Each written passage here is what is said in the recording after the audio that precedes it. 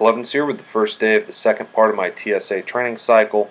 There's a little bit more intensity here. You see a 4x4 on squats, 3x5 on incline, 8x2 on conventional deadlift, which was really hard, and then a 6x4 on floor press and 8x3 on barbell rows. Did the barbell rows with straps today. My hands were pretty torn up.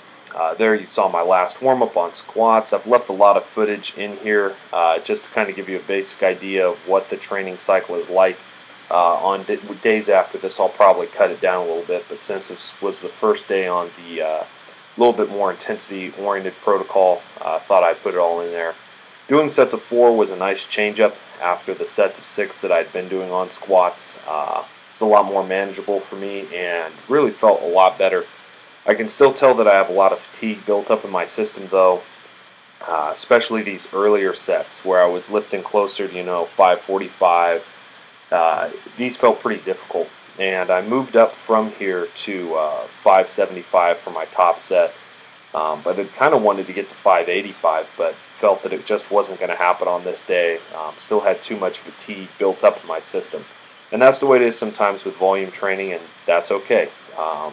You just have to, the longer you train, the more you get used to those types of changes, and you realize, again, you're getting stronger even though you're not able to demonstrate your maximum strength on any given day, and that's okay. Additionally, you may be able to hear in my voice a little bit that I'm slightly under the weather.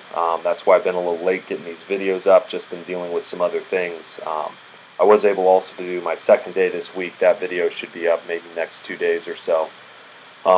But I am enjoying this new training. I like the change from the just really high volume, and these workouts are able to go a little bit faster.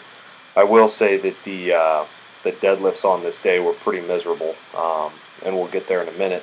Incline press was not too hard. I did miss one set, though. I didn't rest quite enough in between, and I was only able to do a set of 4, not a set of 5, and I was supposed to do 3 sets of 5 on this. This is my last warm-up here with 275, then I went up to 315, then dropped back down to 295 for my last working set.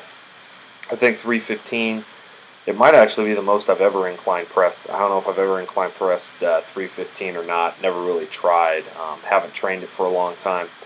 The benches that I'm using are so high, and the bottom it V's out. It's very uncomfortable for incline press, so I need to find a better way to position my feet. I didn't happen to be filming with the set that I missed, but I did drop down immediately 10 pounds on each side, did one more rep, and then finished out with that set where it was a set of 5. Here you see my deadlifting. These first 3 sets, this is with 585. This was my previous 1 rep max for conventional deadlift. On the first 2 sets I use straps. On the last set before I drop the weight, I take the straps off. My hands are still torn up from conventional deadlifting. I hold the bar slightly differently in my hands when I'm doing conventional deadlifts based off of sumo, and so I'm kind of working a callus on a different part of my hand that I'm not used to, so I use straps today to kind of save myself. Form on these felt okay. A little bit of softness in my lower back as I was lifting this weight. It's heavy. I understand where that's coming from, but my hips were kind of shooting back and up first, which means I don't think I was utilizing enough quad because I wasn't tight enough, really. I think it comes down to a bracing issue more than anything else. But I was happy to get this double without straps. My grip strength is really not my issue right now with my deadlift so much, especially with conventional deadlift. It's just being able to brace that core and stay tight. So I'll keep working on that. I then dropped down to 545 and finished out the additional 5 sets of doubles. I had 3 sets of doubles at 585, then dropped down and finished the other 5. 8 sets of 2 on conventional deadlifts is a lot more taxing than I thought it would be, only because you're using a heavier amount of weight for those doubles. And so even though the overall volume is quite a bit less, this was a very taxing day on my posterior chain doing all these doubles. And although it's not a lot of weight compared to what I can sumo, definitely more taxing based on my leverages and how I lift. I will say that some of these reps with 545 tended to move pretty good. So I know my form is getting a little bit better with conventional, but I still have a long way to go. Need to get stronger and get that closer to where my sumo strength is. Hopefully as that happens, my sumo strength is going to increase as well. Hope the posterior chain work that I've been doing has been helping. I did 405 for all of my working reps on floor press. These were just same old, same old. Floor press is never going to be real exciting. Don't have a lot of form issues with floor press. It's a very easy lift for me to complete. Was happy to get into the 400s for all of my working reps on floor press though. So it's nice to be able to handle a little bit more weight. Haven't been able to approach the 400 mark too often with my regular bench pressing in this cycle. Again, because of the fatigue that I have, and that's just part of it.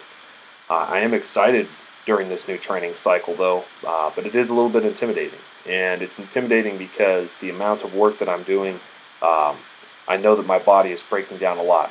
You know, as I'm here talking to you, I'm sick. I have a lot of fatigue. I have aches and pains.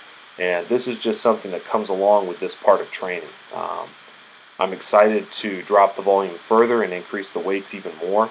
I'm extremely excited to get to competition, but this is kind of, when you get in these middle of these training cycles, for me at least, it's kind of like being on a long trip, and it's you're going through just that rough part of your trip. Maybe that's going through the desert for some people. I don't know what it would be, but it's difficult, and that's when you have to remain focused, and you have to stay the course and not give up, not change plans, not freak out, take a deload when you don't need it, and then retest so you can confirm your strength levels to yourself.